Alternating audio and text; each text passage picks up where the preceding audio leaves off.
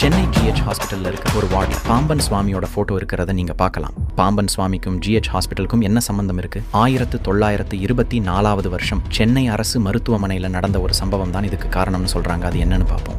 1923 வருஷம் டிசம்பர் மாதம் பாம்பன் சுவாமிகள் சென்னையில் இருக்க தம்புச்செட்டி தெருவில் நடந்து போயிட்டு இருக்கும்போது ஒரு குதிரை வண்டி அவர் கால் மேலே ஏறி அவரோட இடது கணுக்கால் முறிஞ்சிடுது. உடனே அவரை பக்கத்தில் இருக்க சென்னை அரசு மருத்துவமனையில் கொண்டு போய் சேர்க்குறாங்க. அங்கே டாக்டர்ஸ்லாம் அவரை பரிசோதித்த பின்பு அறுவை சிகிச்சை பண்ணி காலை வெட்டி எடுக்கணும்னு சொல்கிறாங்க. சுவாமிகளும் அதுக்கு சம்மதிக்கிறாரு. அவருக்கு சிகிச்சை நல்லபடியாக முடியணும். சுவாமியோட பரமசீடரான சின்னசாமி ஜோதிடர் சண்முக கவசத்தை தொடர்ந்து பாராயணம் பண்ணுறார். பாம்பன் சுவாமிகள் முருகனை நினைச்சு மனமுருகி சண்முக கவசத்தை பாராயணம் பண்ண எண்ணி 11வது நாள் அங்கே ஒரு செம சம்பவம் நடந்தது.